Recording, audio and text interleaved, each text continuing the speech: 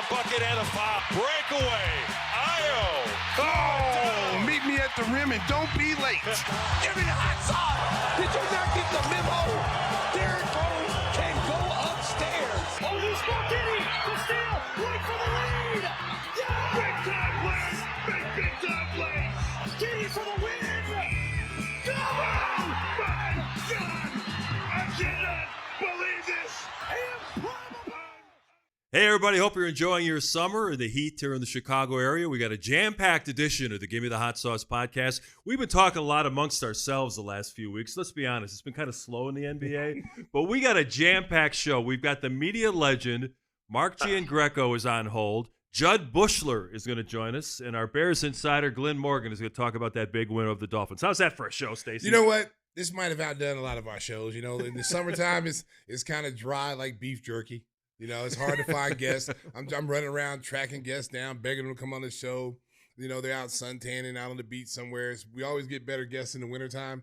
But today we put out. We got nothing but A-listers today. The fishing today. line, baby. We got nothing but bass, baby. Well, let's not mess around anymore. Let's bring in the man himself. I had the pleasure of working with Mark Giangreco for a number of years over at Channel 7, some of the best years of my career. We had so much fun covering great teams back then. They're not so good right now. Mark, thanks for joining the show. Let's start off with this appearance you got coming up. It's going to be in Naperville, August 28th, an evening with Mark Giangreco. Tell us more about it and how folks can get tickets. Well, guys, first and foremost, thanks for having me. I miss you so much. Tim, it's nice to meet you. Ski, we did have a great time at Channel 7. And Stace, back at Channel 5, I think people might forget that Stacey King was my Sunday night bull. Yes, that's right. Yes. That was my start of my career. Yeah, we tore it up, man. I mean, you were such a natural to begin with. But, you know, Steve Cochran, being a radio legend in Chicago, has decided to put together this thing. He's making me do this. I'm trying to lay low as a civilian. But we're selling tickets. It's White Eagle Golf Club out in Naperville, a week from Thursday, August 28th, 7 p.m. We're going to sit there up on stage, and he's just going to ask me a bunch of questions. We're going to talk about my career. And, Mark, as you alluded to the fact that, man, we worked in the heyday with 6 NBA championships, 3 Stanley Cups, 2 World Series, 2 Super Bowls. I mean, we were spoiled rotten with all the playoff games and everything else. And we could have done without a few, I'm sure. We were getting tired of it. I hate to admit it, but, you know, it was really unreal. So, you know, how clever Steve is. He's going to have a bunch of stuff ready, and, you know, we'll have drinks. We'll have some apps, maybe some gummies, bring a bong, roll your own. And check the phones at the door, right? You don't want to see any of this stuff on social media afterwards. For real. You have to check the phone at the door because otherwise we really can't let it rip. And, you know, the non-disclosure clause I had to sign, I think, is in perpetuity, but I don't think they've come after me anymore. I'm pretty much forgotten now, so it should be a lot of fun.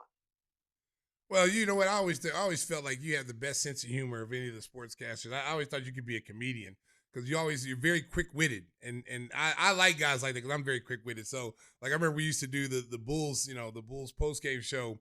I mean, he'd have me laughing all day long, man. It was and it made it such relaxing because that was my first time actually doing anything like that, any pre or post game.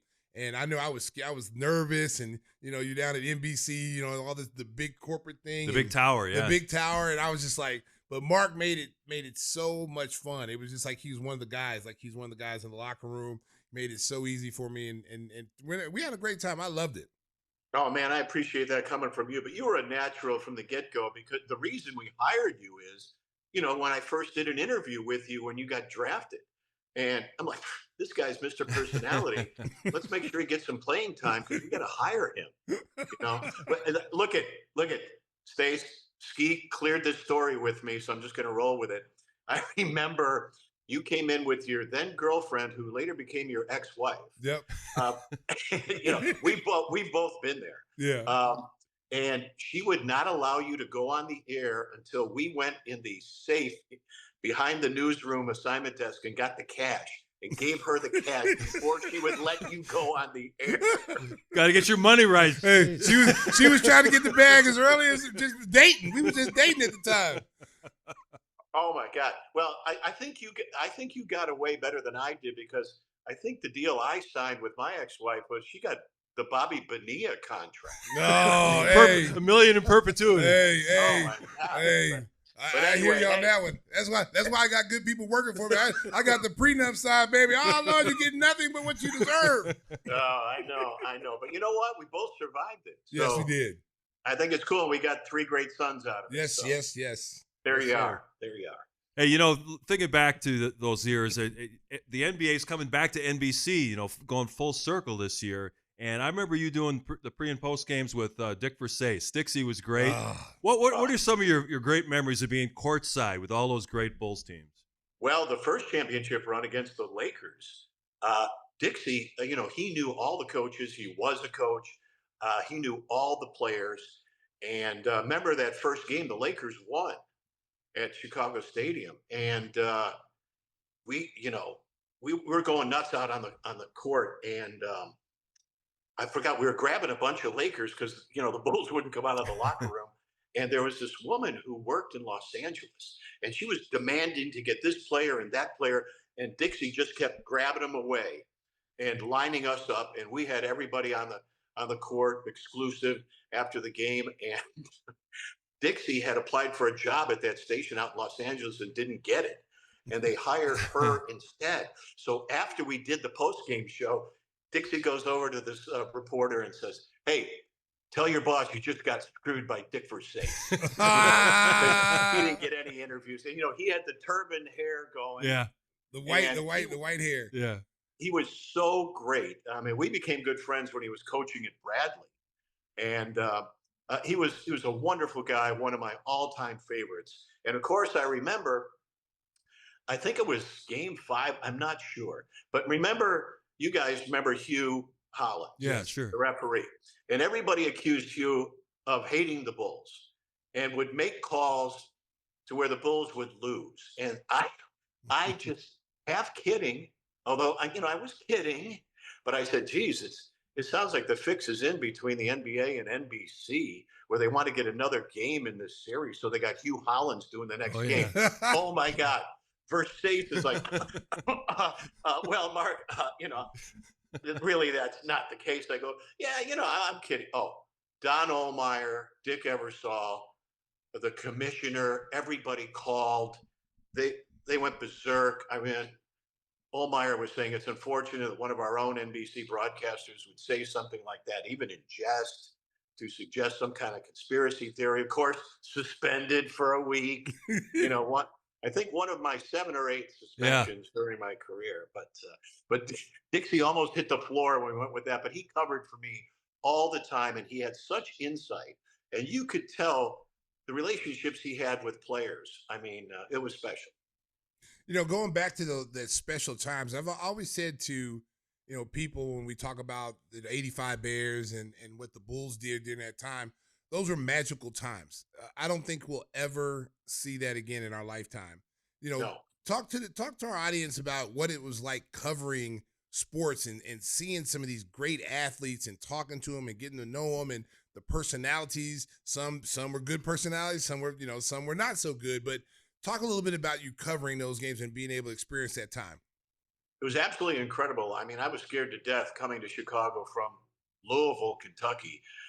In 1982, and I found out right away how challenging it was going to be. I don't know if people remember Gary Campbell. He was a linebacker for the Bears, and this was before they were any good. He was the first player I ever saw with an earring, and they used to practice up at Northwestern at what was Dyke Stadium at the time. And I remember he got in my face, and he just tried to intimidate the hell out of me. And I said, okay, this is the way it's going to be.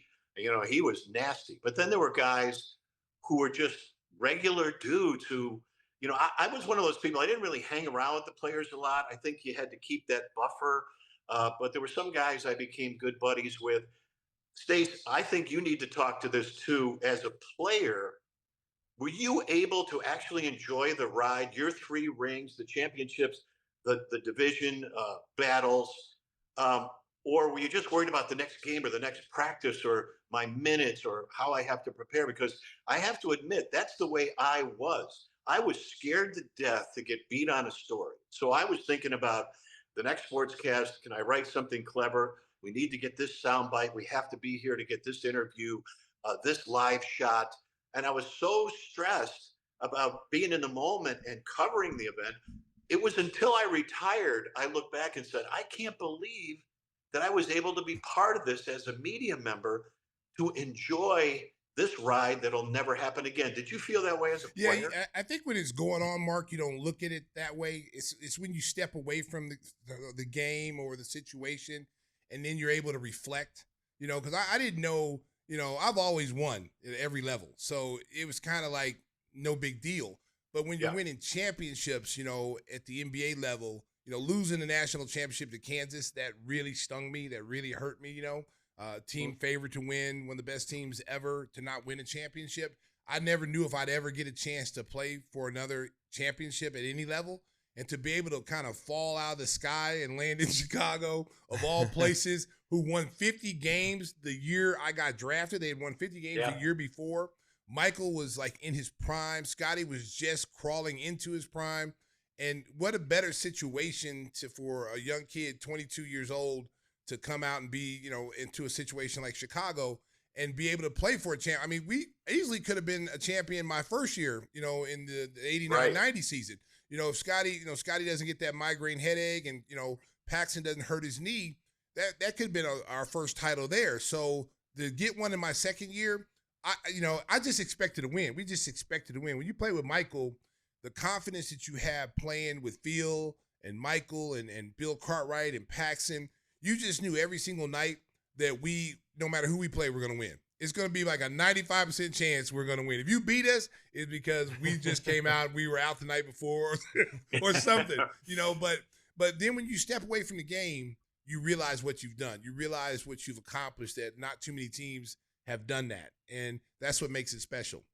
And nowadays, most players have their own podcasts and they break their own stories. There was a guy on Twitter today. He's like, hey, I just signed with the Browns. I'm a very credible source. And so they break their own stories. But that actually started with the 85 Bears, 53-man roster. I'd say 30 of them had their own TV or radio. Yeah. And you had to be at practice early. Every day, cameras rolling as soon as you got out of the crew car, because Ditka would come out, stick gum on the lens of your camera. That was a win for you. I remember Channel 2 always had more access because Ditka would give Johnny Morris every story. And the last straw was when they let the Channel 2 cameraman go upstairs at the old Hallis Hall, and they got that incredible, iconic video of Ditka roller skating with the rollerblades. Mark's still mad about it. I can tell. I am still so pissed off about that. And I remember Brian Harlan, God love him, who was the assistant media relations guy at the time. He called me up one night and he said, Mark, I'm so sick of, Ditka giving Johnny all these stories. Greg Landry's going to start a quarterback tomorrow. I'm giving you that exclusive. And I really appreciate that because we needed to level the playing field there. But McMahon would come out in all his goofy outfits and everything else. And, he would you're chasing guys through the parking lot, trying to get it. You didn't want to talk X's and O's and the opponent.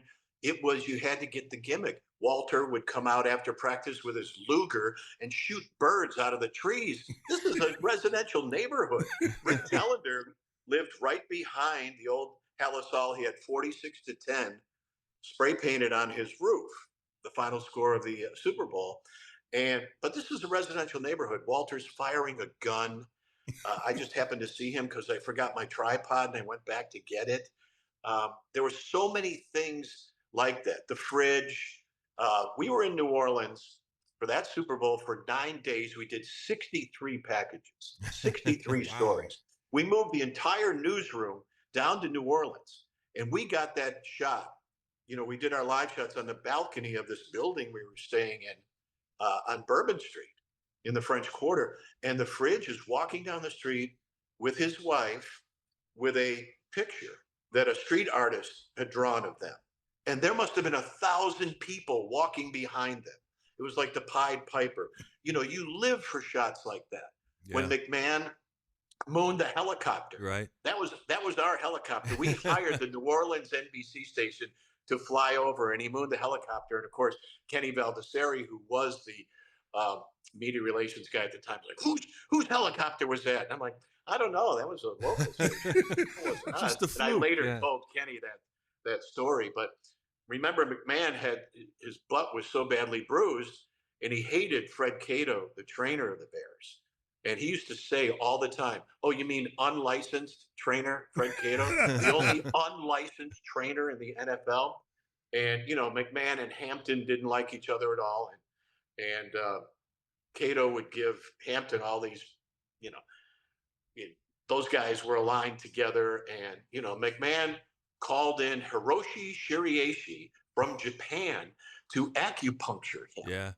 And just violated every team rule by doing that.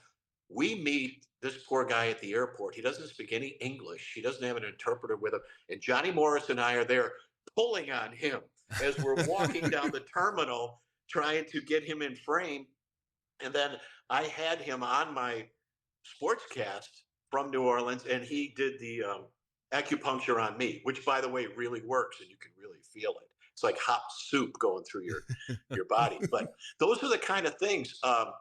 Jim Rose and I almost got in a fight in the Bears locker room. Mark, I think you remember that one. And Richard Dent goes, "I got 100 on JR." And McMichael said, "I'll take the little Italian guy." And because it got that way in the locker room, it really did. Yeah. And back then, you did not speak to anybody at the other stations. They were the enemy. You never hung out with them. I tell everybody that the movie Anchorman was not a comedy. That was a documentary. Because short of street fights with medieval weapons, that's exactly the way it was. We'd unplug each other's live shots in the dugout at Wrigley in the playoffs. Johnny Morris was interviewing a guy on the field in '86 during a playoff game. You're not supposed to do that. And I went to security and said, "Hey, he can't do that." So they threw him off the field. Johnny comes over and says, "All right, who turned me in?" And I'm like, "Hold me back," because he could have killed me. Those are the kind of things that happen all the time. And now, Mark, you remember Bob Vasilopoulos, the great producer for CBS. He was Jeannie Morris's personal producer. And we used to go at it, and, we would be so competitive in trying to break stories. Now we've become the best of friends. We have lunch every 3 weeks and sit there and laugh about how we used to screw each other over and everything else. But you know what it came down to? It was, after all these years, we admitted to each other that we were afraid of one another and we respected one another. And that's why. And that's why I love staying connected to all the media people that I worked with and competed against. It's funny. You rattled off so many names to the 85 Bears. The one guy you haven't mentioned yet is Steve McMichael. And, of course, we lost him earlier this year. We lost Rhino recently, two all-time Chicago sports greats. But going back to those days, you talked about being afraid of missing out on a story. How scared were you to take the set with Steve McMichael? Because I remember watching those shows. Man, I got scared just watching because I didn't know what he was going to do next. Yeah, I wanted to save the McMichael stuff for its own segment here. I was scared to death. But I have to tell you, he's one of the smartest, most quick-witted, clever guys I'd ever met. And we had kind of connected. And he used to terrify me at practice and after games. But we had some kind of a connection. So we hired him. Channel 7 at the time had Walter and Jim McMahon. And Channel 2 had Ditka. And oddly enough, the race on Sunday night was between us and 2, because even though Walter and Jim were iconic, they really didn't say much. Whereas you tuned in and flipped back and forth to see how drunk Ditka was and how drunk McMichael was, and Ditka yelling at Johnny, who's trying to keep it on the rails, and McMichael injuring me, and he came in with all kinds of props. Everything was thought out for every show. Cut off my tie, pie in the face, shaving cream, Jerry curl. And big knife he brandished. Oh, yeah. He had the big Bowie knife. But the best one was he brought in a chainsaw, a real chainsaw. And he rigged it to where you could fire it up, blue smoke's coming out. But obviously the blade wasn't turning. But he had a little thing of Kool-Aid, red Kool-Aid. So he put it on my neck. And the motor's running and it's all smoke. And red Kool-Aid is shooting out. I mean, he thought these things out. He brought in some rookie from Oklahoma. The guy never wound up making the team. He got me in a headlock, and I actually was this close to passing out. Oh, man. And I was terrified of Steve because he came in hammered every night and would bring his then wife, Deborah. And Steve's mother had the foulest mouth ever, worse than Steve. And she'd come in missing a couple teeth with a cigarette, and she always had a new boyfriend. And they were drunk. I remember Steve came in one night, put his head through Mark, you know how the newsroom, the sports department was right there next to the set, wide open. He put his head through the wall. And then, of course, on the air, he called Deborah and her girlfriends the Kotex Mafia. Oh, wow. On the air. And, Pat Wallace was the general manager at the time, a big bully, a real jerk like most general managers were. We didn't like each other at all. And he's the one that said, yeah, let's hire McMichael. I go, yeah, this would be great. We'll just let it rip. And then he's like, you need to get this guy under control. I said, no, you hire the gorilla in the room. You open the cage and let it rip. So, of course, the infamous night was his prop was this giant hypodermic needle, with the collapsible needle. It looked like it was going in you. And he goes, you and I have been working real close together, maybe too close. I got to give you an AIDS test. So he sticks the thing in my neck and ha, ha, ha. Well, it turned out the lead story of our newscast that night was a woman who died after contracting AIDS from her dentist. Oh. It was like, whoa. So that the GM fires him on the spot. He goes out and he's got a can of red spray paint. And remember the lobby of the NBC Tower, this big, huge glass wall with the peacock on it. He sprayed genitals on the peacock. Oh, wow. Tore down all the pictures on the wall. John Chancellor, and then it was Jenny Jones, Jerry Springer. I mean, it was wild. But when we really became close, we're at the old Hallis Hall one day, and I'm up there with my kids, and they were very little. He goes, these your kids? I go, yeah. He goes, I didn't even know you were married. and so he takes my kids into the locker room, wristbands, signed footballs, hats, T-shirts, all kinds of swag. And, Dent, Fridge, Marshall, they're all sitting there playing cards, smoking cigars, naked. My kids are freaking out. But he was so great to my kids, and he brings them back out, and he goes, man, I didn't even think you were capable of being a father. You kids are awesome. I said, I didn't know you were going to turn into Uncle Steve. So it was wonderful, and it was heartbreaking. Yeah. It was just absolutely horrible to where, and I don't think I'm speaking out of turn on this, we were at a point hoping that he would pass, because it just. Yeah, such a horrible way. The ALS. Trying to hang on like that, it was so horrible. God, it was just terrible. And, at this stage of life, it's happening more and more. And I personally am losing a lot of friends. Just attended Harry Tynowitz's funeral, which was hysterical. It was the greatest funeral in the world. Standing room only, a line out the door. And here's a very clever, quick-witted, really quirky, cool guy who did ESPN radio forever, stand-up comic, lived an incredible life, 64 years old. And so that's why you have to enjoy every moment now. It sounds really corny, but I love looking back now because, Stacey, like we were talking about before, I couldn't enjoy it while it was happening because I was so stressed doing the job. Yeah. And now it's like, this is ridiculous. And you're right. It will never, ever happen again because of the restrictions. We always could just walk right in the locker room. No problem. Now, you're lucky if they bring somebody to the podium. Yeah, it's all locker room access is restricted. Every team has its own media department with their own camera people, their own reporters. There is no journalism anymore. Nobody's breaking stories. That's the way it is in the political world now, too. So you just have to savor those times. We worked in the heyday, I would say from 1965 to 2000. That's when local television mattered. And when the internet started taking hold, it was all over. And unfortunately, local TV news now is all but dead. When I came to town, whoever the number one station was, they would get an 8 or a 9 rating at 10 o'clock.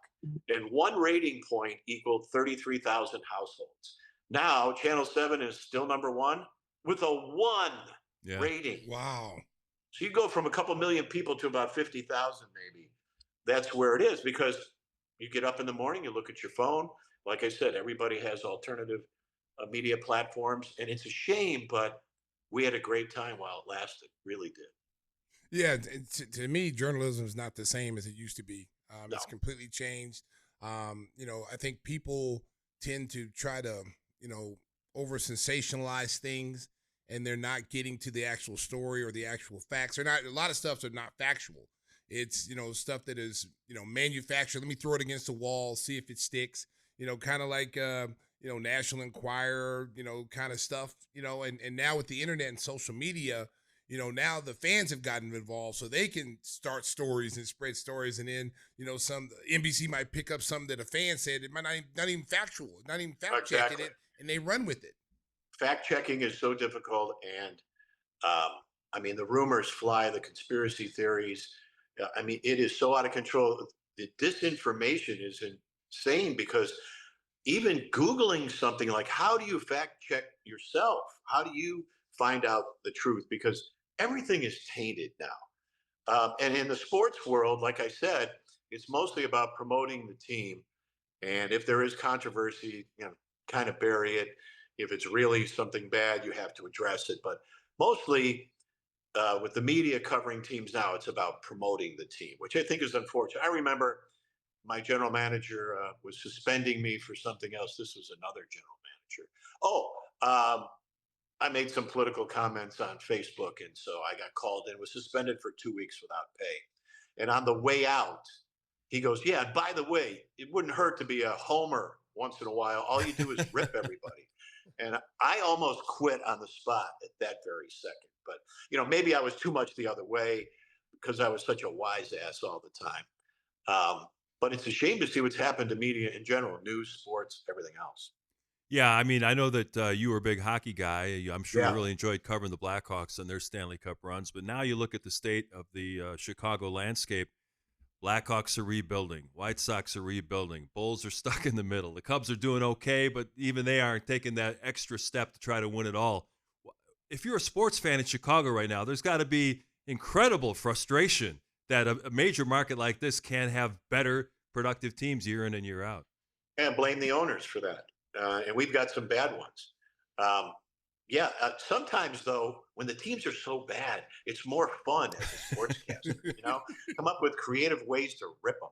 But, and it's nothing personal, it's just, you want to present your sportscast in a way that's fun. It's not life and death. I remember, I think every single person who's ever been on the air in Chicago was my intern at one time. And the advice that I would always give them is, you're not the White House correspondent, okay? You got to loosen up. It's not life and death. It's not that serious. People don't really care about stats and who's starting and this and that. Yeah, you want to get that out there, but you've got to do some creative writing. And I think that's lost. It's the doldrums. It's so bad now, though, that every night, I'm so glad I'm not working anymore, because what do you do every night?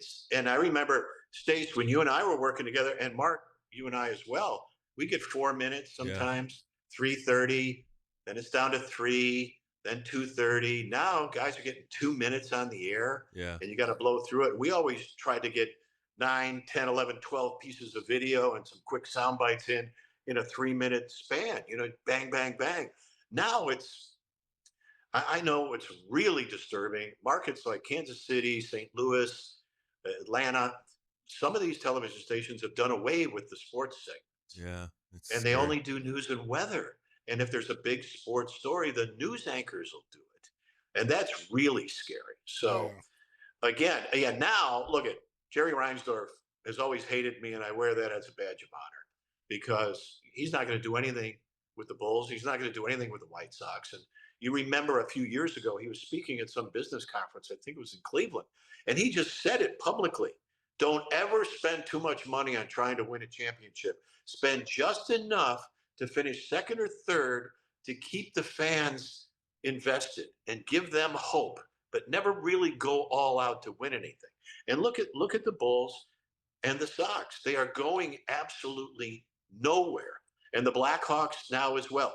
You're ruining Connor Bedard. You're ruining his career. You got a bunch of journeyman placeholders surrounding him. And if you're going to do it that way, if you're just going to have a bunch of no-name veterans, why didn't you sign Patrick Kane? Why don't you have him back? He lives here in the offseason. He works out with the Hawks at their facility. He's an iconic god in this town. Why wouldn't you have signed him as a legendary mentor? Instead of all these guys, it's a joke. All my kids played. We were a big hockey family, as you said. I was obsessed with it. I loved covering those guys because, hockey players are the easiest guys. They are, yeah. They're no prima donnas. They're no divas. They're farm kids from Canada, and they're great. Problem is, a lot of them are not great interviews. They don't have much to say, and everybody's nickname ends in a Y. But I love that. The 3 Stanley Cups, really a favorite thing of mine in my career. And I have this picture hanging in my apartment. I'm hoisting the Stanley Cup in the locker room in Philadelphia after they won the first one. Do you think in this day and age anyone would ever have access to that? No chance. So the celebration is over. It's me, my cameraman, Scotty Bowman, Patrick Kane, Adam Burish, and the cup. And Burish said, pick it up. And I said, I can't do that. Yeah. I'm a civilian. Now, he goes, if I say you can do it, it's okay. So I pick it up. We're smoking cigars, sitting on the floor, drinking Bud Light, which is awful. By the way. The worst beer ever made. We just lost another sponsor. Yeah. Thanks, Mark. Wait, are you sponsored by No. If you're playing hockey, you need to be drinking Labatt's or Molson's. There you go. But anyway, that moment, oh my God, no one will ever have that opportunity. I remember Scotty was kind of standoffish. And, his son Stan went to my high school and went to my grammar school. And, Stan's out in Edmonton now. Scotty was kind of standoffish. And I said, Scotty, I went to St. Greg's and I went to Canisius, way before your son did, but I'm a Buffalo guy. And he goes, oh my God, really? Yeah, and Scotty Bowman still lives in Buffalo.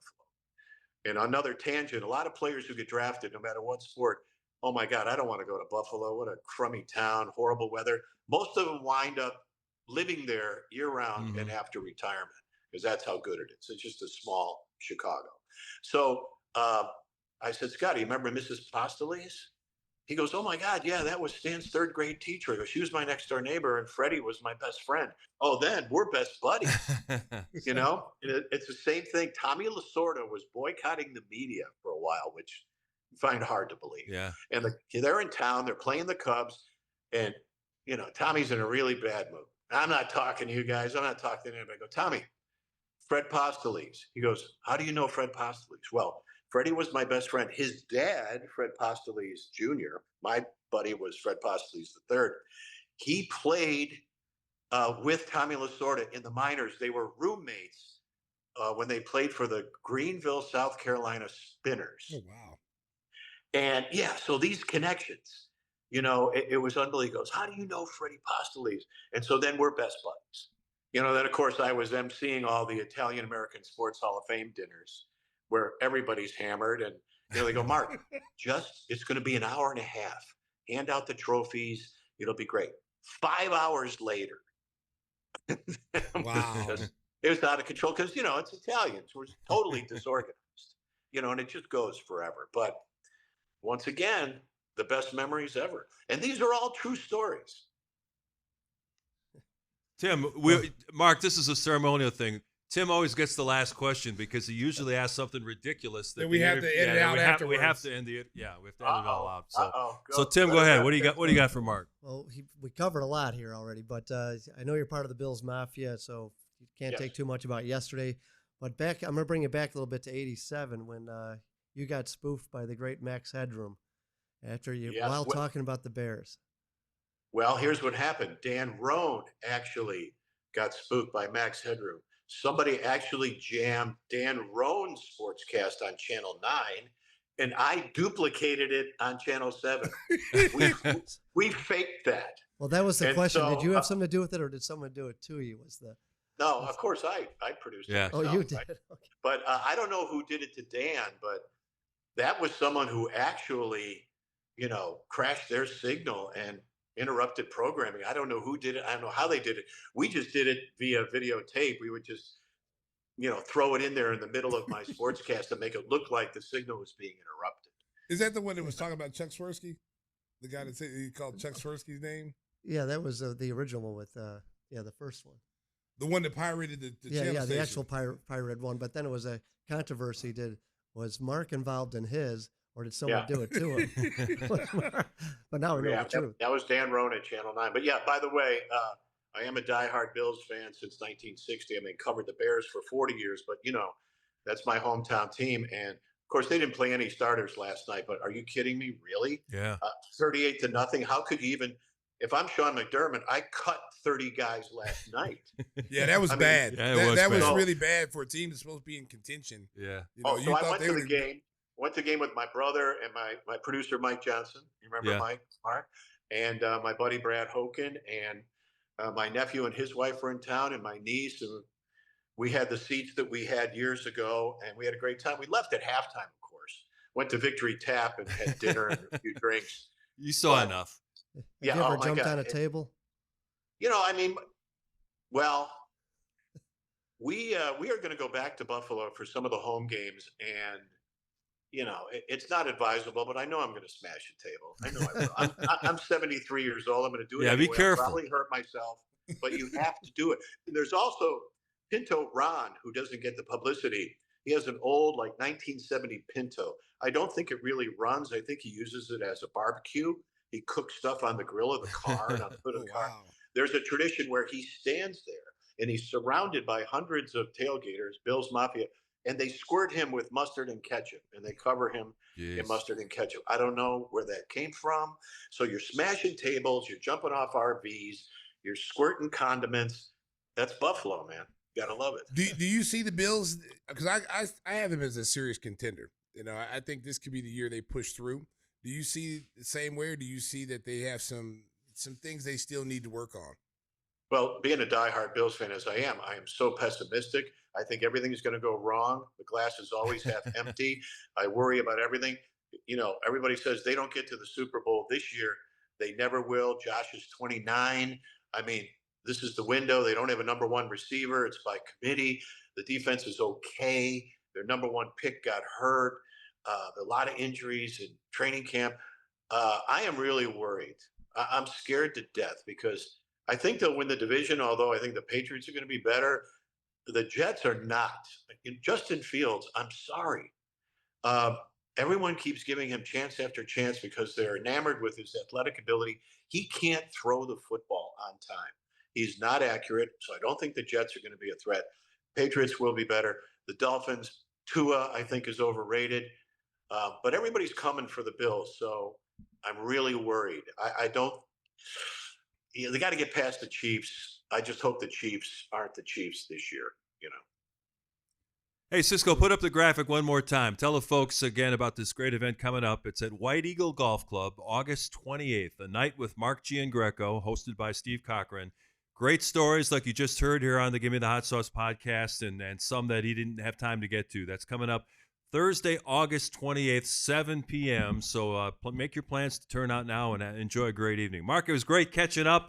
We just scratched the surface. We didn't make Mark do your job, all the great crazy things that you did. And, that was Larry Snyder, the great producer. Those make Mark do your jobs were so much fun. Yeah. I should have copyrighted that. Yeah, you should have. Who's the guy that does dirty jobs now? I'm not sure, but a lot of people have tried that. Yeah, they're stealing all my stuff. Hey, thanks again, guys. I really appreciate the opportunity. Listen, invitation's open Thursday night, 28th. You guys got to come out. You guys can verify the stories. Fact check. Mark, thanks so much for joining us. You're the best. Thanks, you guys are the best. Appreciate it. Thanks. Mark Giangreco, our guest on Gimme the Hot Sauce. Legend. Stacey, before we take a break, you got a jingle in you? I want to talk about our great buddy, Jeff Vukovich. He'll take care of your insurance needs, auto, home, and business. He'll treat you like royalty. So you can reach him at jeffvuk.com. The phone number 847-825-4783. And I'm sure if Mark's still listening, he'd appreciate the jingle. Nationwide is on your side. Oh, that's nicely listen done. to that. Yeah. Jud Buechler in the on deck circle, ladies and gentlemen. Oh, Say hi to JB. Jud for me. All right, we will.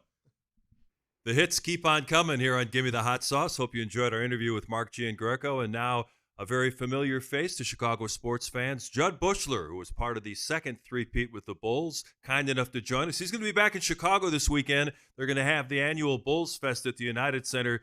Jud's out in California right now, as you can see by his backdrop. San Diego. He's living life very well. Jud, thanks for joining us, and I imagine you must be looking forward to coming back to Chicago this weekend. Yeah, first of all, thanks for having me on the show. I follow the podcast religiously, so it's super fun to actually have a chance to come on. So thanks for having me. And yes, I'm always excited about getting back to Chicago. Just so many incredible memories there for me. Those 4 years with the championships, both my daughters were born there. So when I land there, it's just a great feeling to be back. Yeah, it's the Bulls do a great job. They started an alumni program, and Matt Job, who does a lot of the coordinating with the players, getting them back here, to celebrate, whether it's a celebration for something or just to come back and just be part of a game, and sit up in the suites and watch a Bulls game. They do a great job of doing that. It's so great seeing these guys because as you get older, we're all connected. Whether you won the first three-peat or we're in the second three-peat, we're all connected. We're all brothers. And being in the NBA is a fraternity. So, we get older and guys move all over the country, and you don't get to see guys as much as you would like to see them. And it's good when the Bulls, bring you back and you're able to, rub elbows and talk. And it's almost like you haven't been apart. You haven't missed a beat. It's like you're talking like in 1994, 95, 96, whatever that year was you played. It's like being in the locker room again when all these guys get together. Yeah. No, it's been incredible. Like when I came back, I think it was last summer, maybe it was 2 summers ago, we had the Ring of Honor. Yes. Stacey, do you remember that? Yep. The big Ring of Honor. I mean, it was amazing. I hadn't seen a lot of these people, and the Bulls just did an amazing job because they not only brought back the players and their families, but like the trainers and the people that were working there and were around. And it was just so amazing to reconnect with everybody. And you're right, it is a fraternity, and we don't see each other.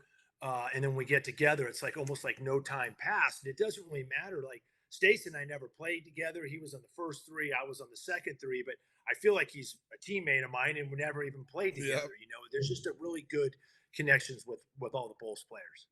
It's funny reflecting back on the second three-peat, everyone talks about The Last Dance and the documentary series. It was also the last dance for some of us in the media. I remember my son was like 5 years old at the time, and I took him to a game like in April of '98. I'm thinking, well, this is going to be the last run for the Bulls, so I got to get some memories. I had an old camera, and I was taking snapshots with my son with a number of different players, including you, Jud. So you're in my man cave with my 5-year-old son, awesome. who just turned 33 this weekend. So it's it's amazing. Oh, wow. It's amazing how time goes by. You really didn't have to go there, Mark. You could have just said my son is older. Hey, we're all older. I mean, what are you going to do? I know. Don't put any numbers out there, okay? Don't put any age numbers. Yeah, Jud. There was no need to put age number. Because my son is older now. He just had his first baby. That's all you had to go there, Mark. Yeah, you'd have to go there. No, but Jud was always good with the media. We appreciated it. Oh, well, thanks. But I have that happen to me all the time because I'll run into someone, a younger kid, and they're 25 years old or whatever, and be like, my parents and my grandparents love watching you play. And I'm like, yeah, it was a long time ago. Talk a little bit about, being on that second three-peat. I know, what it felt like being on the first three-peat, because that was the first time that we did it. We had to go through Detroit to get there and all the trials and tribulations of that. And you got a young Michael who's in his prime, early part of his prime. You got a chance to play with MJ the second go-around, and a kind of a different version of Michael as he has gotten older. He just came back from baseball. The team was different. Talk a little bit about your time during that time and when MJ came back from baseball. Well, you guys really set the foundation, right? And you have to remember that most of the guys that we had on that roster, Bill Winnington, Stevie Kerr, myself, we watched you guys win championships when we were on other teams, so there was this awe, this this incredible presence and thought about the Bulls and the championships and Phil and Michael and Scotty and you, Stace. And then I arrived there, and that was when I got there. Michael was playing baseball that year, and he came back with, I think he came back with like 17 games left that year. Remember the year he came back, Stace, whatever.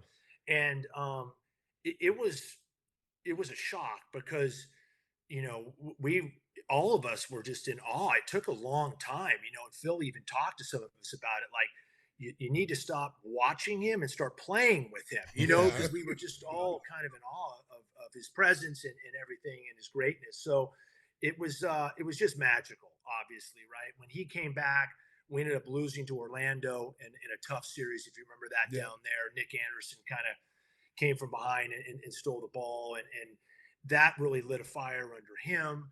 And then from there, that summer, you know, there was the stories of he was shooting the movie up in LA, and he created a bubble and was inviting all the best players to come, and just he was crushing them in there and just setting the tone for the season. Like, he was beating them down in the bubble. But you know, it was right place, right time, right? Everyone's career is about being in the right place and making your own breaks. But I just got really lucky that I happened to be there when he came back. And obviously that next summer we got Dennis. We brought Dennis in, and Harp was there already. So the team formed, Tony obviously, and the rest of the guys. But it was just a magical, you know, 3-year run after that. You know, just, you know, you win the first championship, you remember station, like, okay, we're going to do this again, and you do it again. And it was just, it was an amazing for me. And again, right place, right time. I referenced the Last Dance documentary earlier, and that came out at the perfect time. It was during the pandemic. There were no sports going, and people were just starving for entertainment. And, you know, young fans got a chance to experience that dynasty all over again. When you watched the documentary and reflected on it, what did you think about the way that the group was portrayed? Well, it was a walk down memory lane. Obviously, the Bulls had not had any real celebrations for any of the championships, right? Like, I don't think they brought back any of during the Ring of Honor hadn't happened yet. That was, you know, so there wasn't really any. I hadn't seen a bunch of the guys. I had been coaching with the Knicks, you know, and I was working out a kid named Kevin Knox. He's out of Kentucky. He'd come out after his freshman year, real young kid, very talented. And the whole time, you know, his favorite player was LeBron James, which a lot of those kids in that era right now, and rightfully so. LeBron's amazing. And I kept going, have you seen any footage on MJ, a guy named Michael Jordan? Have you seen any footage on him, you know? And it was just another reminder of his greatness and what he did for the NBA, and obviously did for us. But I really enjoyed it. I know there was some tough spots in there. I know Scotty wasn't really thrilled. I think it ripped off some Band-Aids that, you know, some wounds had healed, you know, if you wanted to say that, and it kind of opened those wounds up to some of the things that happened. But I have to say I loved watching it. I actually learned a lot. Like, I didn't know all that stuff about Dennis's past, and his, you know, I didn't really talk about him. You know, I never had a conversation about his upbringing, and so I learned a little bit about some of the guys as well. But overall, I thought it was great, and you're right, it was the perfect timing because people were just starving, and I think they played one episode every Sunday night, and no one from the media had called me in, like, you know, 10, 15 years. And all of a sudden, I got people calling from Canada. Hey, we want to talk to you about this. You know, all of a sudden I'm like, whoa, like, you know. You're like, it was like you're in the witness protection program and you've been outed. Exactly. All of a sudden we were like thrown out there in front of everybody again. But overall, I really enjoyed it. I thought it was really well done. When people ask me, say, Stacey, you know, what was it like playing on those teams and being part of that special, you know, special championship teams? I always tell people it's like being in a rock band, like U2, you know, the Beatles, you know, going into cities. You know, you come in at 1 o'clock in Utah and there's like, you know, 1,500 people waiting for you to get autographs. And that was back then, Jud, where people could actually go sit in the hotel. They didn't have to be outside. They could actually be in the hotel lobby or in the bar, and you come in, the whole lobby would be full of people, and it was remarkable. These guys in today's game, unless you're LeBron, Steph Curry, they don't really feel that from the fans. They don't come into a city and where they see that many people, or a lady in New York, we get done playing the Knicks, a lady lays in front of the bus and says she's not going to get up until Michael comes out and takes a picture with her. And then, so, we thought it was a joke. And, it feels like, Michael, I need to go take this picture. We can get out of here. Because, you had to get out of New York for a certain time because the airport closed at a certain time. So you had to get out or you had to stay the night. So the lady's laying in front of the bus. I've seen some really crazy things. Yeah. And I know you have too. Did you get that same feeling like you were in a rock band? Oh, for sure. Absolutely. I mean, everything you just said, you would land 2:00 anywhere, in Cleveland, and Cleveland wasn't very good back then. It's freezing cold. And there's like 1,000 fans, in the lobby, outside. Obviously we had a ton of security back then for Michael and Scotty and then the rest of us, but it was like traveling around in a rock band for sure. And now, Stacey, and I think you guys know, we had to like leave the hotel to go get meals back in the day, unless you would have room service the whole time. Yeah. Now they have these just extravagant buffets. Players don't really have to leave ever, like the hotel. And so, a few of us, Randy Brown, Stevie Kerr, Bill Winnington, we would get into it in some place, and we would call it our favorite restaurant and be like, hey, could, 4 or 5 of the Bulls want to come for dinner? Oh, yes, sir. No problem. We'll get the best table for you. And we'd all roll in, and they would be disappointed because it wasn't, it wasn't Scotty or Michael. you were stuck. Oh, it's you. Oh. All right, put him over in the corner, Bill.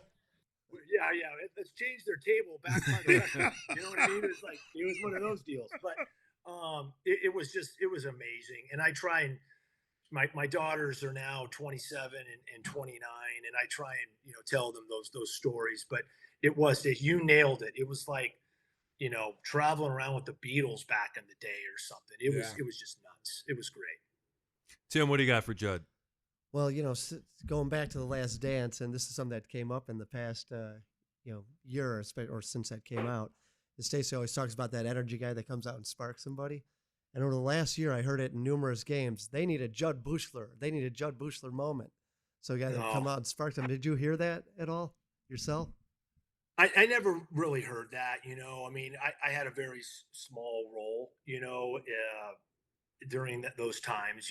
When there's Phil trusted all of us, and there were games I'd go, 4 or 5 games without playing, especially in a certain series, as you guys know, like matchups or whatever. And there were times that I just thought I wasn't going to play, and all of a sudden, Jud, and I was like, whoa, I guess I got to go out there. But I tried to make, I tried to have an impact. I always felt like if you go in, what's the score?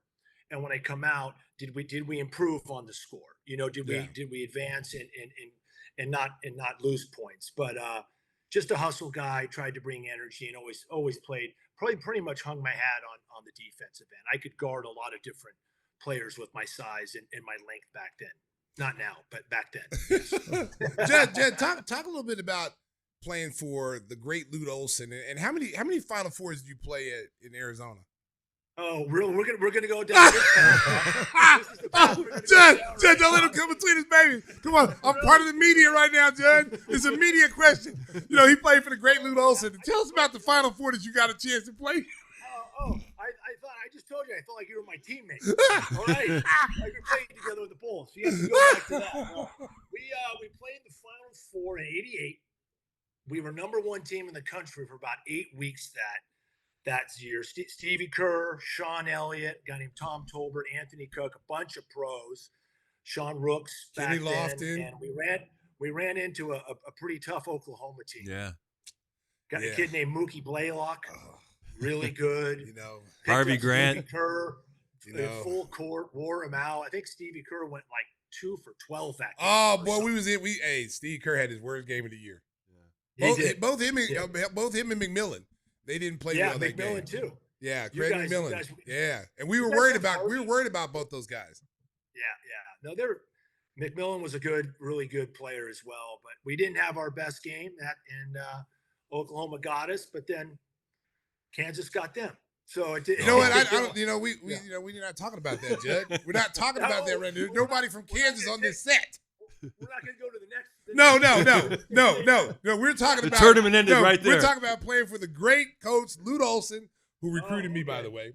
I could have been in Arizona. I could have been his teammate, actually, with him and Sean Elliott. Sean Elliott's a good friend of mine, but we met in the Final Four, and everybody thought they picked Arizona to win it. They didn't. They didn't win it. They didn't win it. They had a great team though. Anthony Cook. Y'all had some pros on that team. There was a lot of NBA players on that team. You knew we had a kid named Kenny Lofton. Yes. I just saw yesterday. Yeah. Kenny Lofton was a Gold Glove winner in Major League Baseball. Played 17 years. Was an All-Star. I mean, we had a bunch of talented guys, and a lot of guys from that team went to the NBA. They had a lot of NBA players on that team, and Sean Elliott was the main guy, but their squad was like they had Sean Rooks, who played in the NBA. Steve Curry, as we know, played in the NBA. Judd played in the NBA. Who else on that team? Kenny Lofton could have played in the NBA. Yeah. He was a hell of a baseball player. A guy named Anthony Cook. Anthony Cook, AC. Him. Yeah. Tom Tolbert, who played. Tom Tolbert. Back in the Tommy. He had a big game against North Carolina that got y'all to the big sure dance. Did. He had a huge. Yeah, that's why we saw that game. We was like, oh, hey, this Arizona team is for real, because we thought North Carolina was gonna beat y'all. And then he hit he had an and-one shot, man, like a crazy shot. It was an and-one on, I think, J.R. Reed. And then they advanced, and we was like, oh, what bracket are they in? And when they came out with the brackets, we'd already played Kansas like 3 times. We weren't worried about them. But it was Duke, it was Arizona, it was us. We were the 3 number 1 seeds, and then Kansas like kind of snuck in there. I don't know how they got it. Some of the teams got beat, and they snuck in. But we didn't want to play them. We wanted to play them in the national championship game, So it didn't work out that way. We sent Jed home early. But there was no hard feelings, They were a good team, and I love Coach Lute Olson, man. He recruited me in high school, and he's one of those coaches when he comes in your house, like he's no nonsense. You just believe everything that he says. Sure, he has a plan. He has he knows where he's going to play. He's not giving you a lot of fluff. He's like, hey, if you're one of the best players, you're going to play for me. And I'm not gonna promise you things. I'm not gonna say you're gonna be all American. I'm not gonna promise you're gonna be all conference. But what I can promise you, if you put in the effort, you listen to me, you work hard, you'll be what you need to be. Jud's being really modest, though. Talk about Kenny Lofton being a multiple sports star. You were also a volleyball star at Arizona. Yeah. Didn't you play internationally after your NBA career? Am I remembering that correctly? I played a little bit after my NBA career. There's like an adult nationals situation. It was like 40 and over or whatever, and I played in that. We won. Teams from Canada would play in that. Teams from a bunch of teams from overseas would play, and the team that I was with was the Balboa Bay Club, and we won the gold like 3 years in a row. Oh, wow! So that was pretty fun. I got MVP most of those years. So I played a lot of volleyball growing up. It came naturally to me. My father was an elite volleyball player. I played on the beach professionally. Played on the 2-man tour, the AVP, a few tournaments. There was like a 4-man tournament tour going on. I played on that as well. So big time. I'm not as good as Chase Budinger, but I was. Yeah, Chase Budinger. Is he still playing volleyball? He is. He was in the Olympics. Yes. He was in our last Olympics, Summer Olympics. He just this weekend won the Manhattan Beach Open, which is the biggest. Yeah. It's kind of like the Super Bowl here in the States of beach volleyball. Wow. And he won it yesterday. He's still going strong. Yeah. Because I feel like he was a heck of a basketball player. And he just decided like, hey, I'm done. I'm just going to go do volleyball. So volleyball was his first sport. Basketball was your first sport, or was it your second sport? I think basketball was my first sport. Okay. Yeah, I saw Chase because Chase is from San Diego. I saw him play in high school his senior year. It's the best high school volleyball player I'd ever seen. I mean, he was it's 6'8". He had like a 40+ inch vertical and was just so skilled. He he could have gone anywhere in the country. He's like the number one recruit in the country for volleyball. Obviously, he chose basketball. He went to Arizona and, went through about 4 different coaches. That was when Lute retired, and we had kind of a rough go there for a while. But got drafted, and I think Chase played. He played 10 years, you guys. He played at least maybe 8 or 10 years in the league and had a good run. Yeah. But then as soon as he retired, he went straight out to the beach and has been very successful. I mean, he's an Olympian. They didn't win a medal, but he was there. Yeah. It's pretty amazing. Wow. Well, basketball is going to be the topic this weekend at the United Center. It's the annual Bulls Fest. Come on out. They're having 3-on-3 tournaments. Jud will be there. Some other Bulls alumni. I think Chuck Swirsky's going to do play-by-play on the championship game of the 3-on-3. So. Is he? Yeah. Well, Chuck will be there. Chuck will be there. Oh, yeah. Chuck's always there, man. Chuck's like that uncle you can't get rid of. So come on out. It's always a great time. The Bulls put on a great show right outside the United Center. Jud will be there and some other former Bulls as well. Jud, thank you so much for joining us. We enjoyed going down memory lane, and best of luck with everything out there in sunny California. Thanks, guys. Thanks for having me on. I really appreciate it. Go Cats. Hey. You had to go there, dude. I did. I had to, Jud. I did. Know. I'm Mike Tyson. I went for the ear, buddy.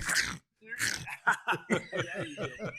Thanks, guys. Thanks, Jud. Man, thanks. Jud Buechler, our guest on Gimme the Hot man, he's Sauce. cool, boy. I like Jud. We'll come back a little more straight ahead. We hope you've enjoyed the show to this point. We had a lot of fun talking to Mark Giangreco and Jud Buechler, but hey, we can't forget about the Bears game. I know it was only preseason. We gave Giangreco a hard time about Buffalo. He was at the game. They get spanked 38-0, but Glenn Morgan, our Bears expert, kind enough to be here this weekend. It was fun to watch, but you got to tell the folks that none of the Buffalo starters played, but it was fun to watch Caleb Williams, the first-team offense, execute the way they did. No doubt. Actually, I was there yesterday as well, so I got a chance to see it real live time. And initially, I was like, yeah, Buffalo looks really disinterested. Oh, look at this. Kevin Cross. Put that back up there. Was that a suite? Y'all a suite? No. So who got the tickets here? Did KC come through? Definitely KC. All right. Wasn't me. No, it's the second level right there. So. Yeah, well, you guys saw a good game, that's for sure. We did. And initially, I saw Buffalo. I'm like, yeah, they're moving at a different speed. They seem a little disinterested. But that didn't matter because what we wanted to see, we saw. And that was the Bears executing. And we saw precision and something offensively we're just not used to here in Chicago. Defensively, yeah. Offensively, not at all. Ball's getting out on time, quick. Definitely get out on time. And it's the thing about, Caleb, historically, as far as his short career has been, but going back to USC in 2022, he was getting the ball out about 3.4 seconds. Back there, the next year, 23, 3.2, and you see right there, 2.9, his first year as a pro. League average in NFL was about 2.6 seconds, and this is when it's play action. When it's not play action, it's 2.2 seconds. Caleb was 31st last year. It's only 32 teams. And it's something Ben Johnson really harps on. He wants that ball to come out quick. Most definitely. And when it's play action last year for Caleb, he was getting it at 3.5 seconds. So, and again, league average there was 2.6. And when it's not play action, 2.2. So the thing is, he's holding the ball. He's trying to do too much, do less, and that's going to come along with trust. And that's something that you saw yesterday. Everyone trusted what the process was. Everyone knew what they were supposed to do. They did their job. They did it well. And that efficiency and effectiveness is something that I talked about last week. When it comes to Ben Johnson and coach teams, you're going to see the accountability. And we saw that play out yesterday, and that was great to see. Yeah, I was really anxious to see what he would do in the little short time that he was there. And I did notice the ball was getting out quicker. When you talk about play action, I always, when I coach youth football, I know it's not the same as pro football. But our thing was, our quarterback, when we do a play action and you come out of that fake and you sell it well, your first look is deep. Right. First look is up, down the sideline, over the top. If that guy's beat, let it go. Then after that, you start getting your other looks down, underneath, the drag route, the sideline route. Sure. Is that still like a pro staple? Do they look long first and then check down everybody else? I think it all depends. You definitely go to your first read. You're expecting your first read to be open. You're expecting the defense to be drawn in, particularly the linebackers. So you're creating that natural space between the secondary and the linebackers. So you're looking at least 15 yards or more downfield if you can't get those dig routes, crossing routes, so to speak. And again, if you can get the bomb, you get the bomb, definitely. And we saw Caleb struggle with that a lot last year. and we didn't see him under center a lot last year. Last night, I should say, when Bears played most recently, we saw him under center and we saw him in a shotgun. So you saw both. The great thing that we saw was the 12 personnel. You saw both tight ends out there. You saw Cole Kmet and you saw the first-round pick, Colston, out there. And the thing is, most people would think that Kmet doesn't have the speed to challenge the seams, to go down the middle of the field, that was probably why they drafted Colston. So he can do that. Well, they started out with Colston going horizontal, and then the first pass deep down the middle was to Kmet. That's going to put something in defense's mind. And then he comes right back and goes to Kmet down the seam. So when you have two tight ends out there that they're interchangeable, they can both run whatever route you want. They can both block in line. They can both split out. It's going to put something on defense's minds. It's going to harken back to some degree the effectiveness we saw with the Patriots when they had Hernandez and Gronk early on. It's very difficult to contend when you don't know how you're going to defend. Are they passing? Are they running? You can't tell. You don't have a tell. And when you have that kind of manipulation that you can do to the defense, it really makes you a very dangerous team. Not to mention all the other skill set players that are there with DJ Moore. You've got Doomsday. We saw Luther Bolden in the third do really good yesterday. And we saw him be rewarded because one of the mantras from Ben Johnson is, no block, no rock. And we saw on one of the touchdown runs, Luther give a great, crashing block that opened it up for the running back, Britton Brown, to walk right in, basically. And then we saw Bolden get 3 receptions the previous night. And again, it's just what the Bears are showing is the potential to be a very dangerous and almost indefensible team because you're not really certain what they're going to be doing. Keep in mind, again, it's preseason. Keep in mind, again, it was the Bills in their second unit. But you want to see it because if you're not seeing it, then you're questioning where the Bears are. Right now, I think there's a lot less questions, a lot more anticipation. So if you want to take anything away from yesterday, you want to take away you're encouraged, and there's also momentum. It looked a lot better. Yeah. I'm sorry. Oh, there's no it looked like an NFL offense. Yeah. Yeah, no doubt. Yeah, that's something that we're not used to seeing. Yeah, we're not used to seeing that. Here in Chicago, NFL offense basically means how well can you run the ball and how often can you run it, and is your running game unstoppable, and can you make a catch here or there? Now it's like, oh, we've got options. And really the running game, there's no star at the running back position. And that's something that Chicago, obviously from Gale Sayers or Walter Payton, other running backs, Neil Anderson, Forte most recently, we're used to seeing running backs be the offense here. I don't want to say it's inconsequential, but who the running back isn't as important as how well they're able to run based upon how well the offense is able to execute the plays that are being called. It was interesting, last week everyone was talking about Caleb Williams as a bust, that, the Bears made a mistake and all the rest of this. And now I saw Dan Orlovsky the morning after saying, oh, he was so great. He was on time. He's learned so much. The kid's got a great ceiling. The flip-flopping in the media, we talk about making too much about preseason games. On the national media, the way they overreact to the smallest sample size just drives me crazy. And it's done so much more so in a city like Chicago, because it can be so polarizing at times. And we do it here in Chicago. I mean, we have PTSD. I mean, we're struggling every single season from the highs to the lows in preseason. Let alone when the season happens. Just think about how much was put into the loss for the Washington Commanders last year. That we were 4-2 by we being the Bears and Bears fans, 4-2, and then all of a sudden after that game, you only win one game the rest of the season. Too much was put into that loss, and it gets into your mind, and you do suffer from that. So yeah, it's a human factor and trait, but it is kind of ridiculous. You do have to be pragmatic, keep things, in perspective. Well, like you said last week, this is a brand new offense. Ben Johnson, by all accounts, has a huge playbook. He's deliberately challenging Caleb Williams. Certainly. He's overloading him with information. It is going to take some time, and it was great that first playing experience was a positive one because it's going to hopefully get some of the fans to understand that this is a process. Sure. And the other night, with Ben Johnson, one of the reporters in post-game press conference, Herb Howard, shout out to Herb for the Bigs. Herb asked him a question in terms of philosophically trying to get a feel for what you want to do when it comes to executing, especially down the stretch right before the half. And there was a moment there where, Ben Johnson pretty much says, yeah, in hindsight, I would have blah, blah, blah. And that just lets you know that he's learning how to be a head coach. As an OC, he may not have had to make that call per se. Now, as a head coach and the OC, he's always going to be he's self-scouting himself. Yes, yeah, exactly. and that's part of the process. And that's something too that, again, going to the season, this is where you're being pragmatic. It helps you understand you're dealing with the teams in your division. All of them won 11 games outside of yourself, won 11 games or more. They all went to the playoffs. You're playing the AFC North. 2 of those teams made the playoffs. The Bengals just missed the playoffs. If they won their first game against New England, they're probably in the playoffs. And you're looking at the teams that played for the NFC Championship last year, in Washington and Philadelphia. They're on your. And I told you the Giants' front seven was going to be a problem. If you watched the preseason game against the Jets the other night, that front seven is going to be a problem. And offensively, they're looking better. Their coach was Brian Daboll was coach of the year a couple years back. They went to the playoffs and won a game with basically no offense in Minnesota. So these are the teams that the Bears are facing. So they're all going to have to learn how to deal with adversity. Yesterday, there were no adverse situations that the Bears faced, especially the first unit. And that's something that the Bears are going to have to deal with. The upside, too, is that the second unit looked just as good as the first unit. And Bajan looked just as good as he did the week before. So what does that tell us?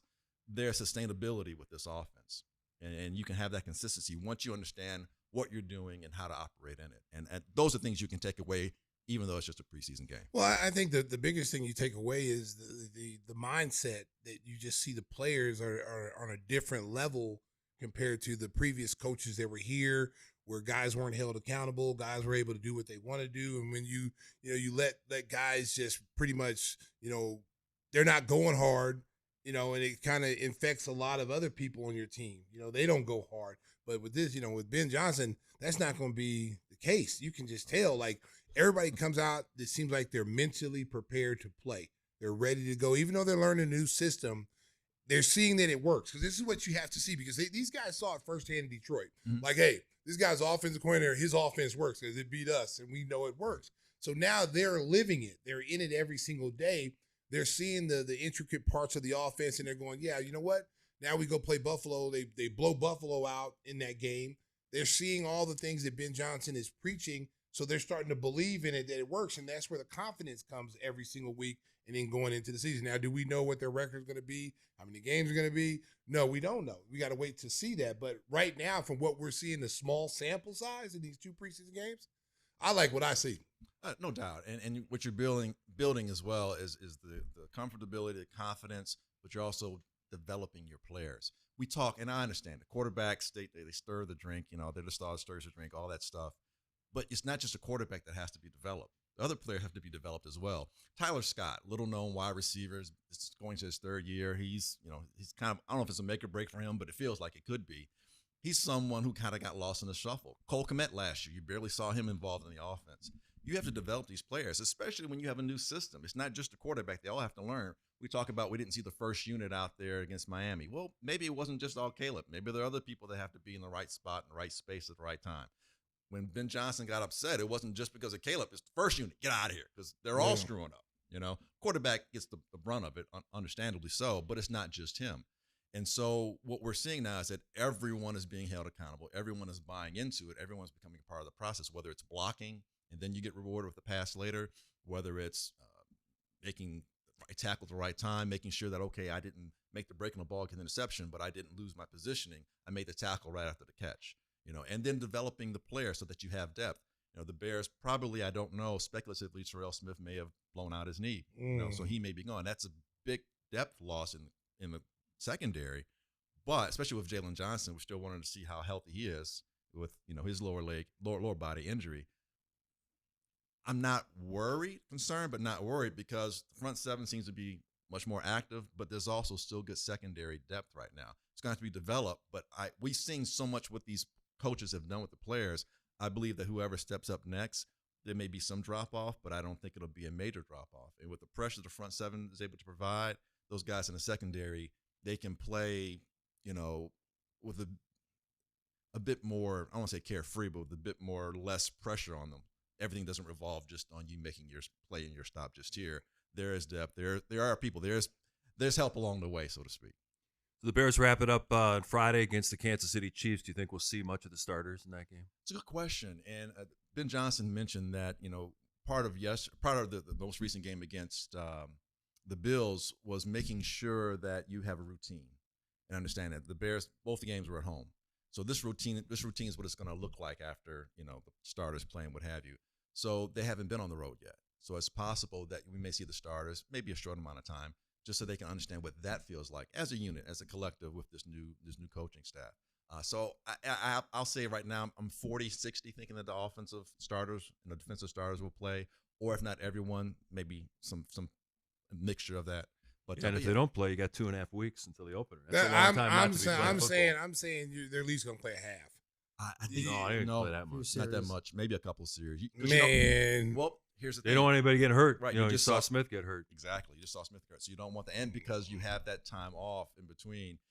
They value the practices a lot. I think that what this new way of looking at how NFL players play in practice, I think they garner and glean more from their practices than they do the games. Sometimes the games are more or less to fill out who's going to fill out the roster.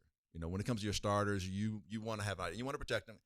Players cost a lot more. You're paying them a lot more than you used to. You don't want to lose your starters, because if that happens, maybe your situation perceptively, and it can get into your mind, is lost before the season even begins. Yeah, I wish the NBA had that mindset about practice.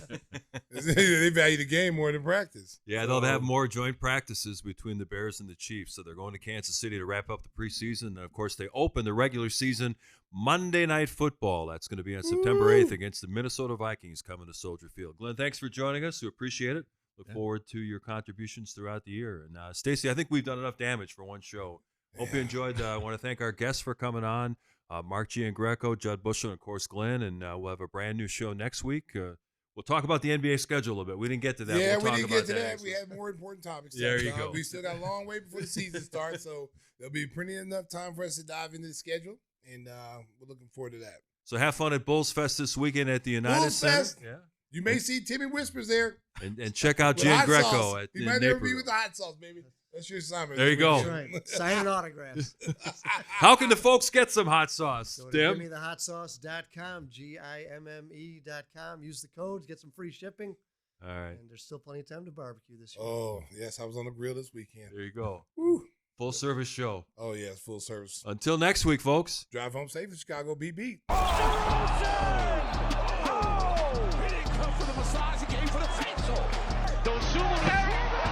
Does anybody know how to post videos to Facebook? There's a block party. Reminder to get the invitation. That's a huge three. Mustard.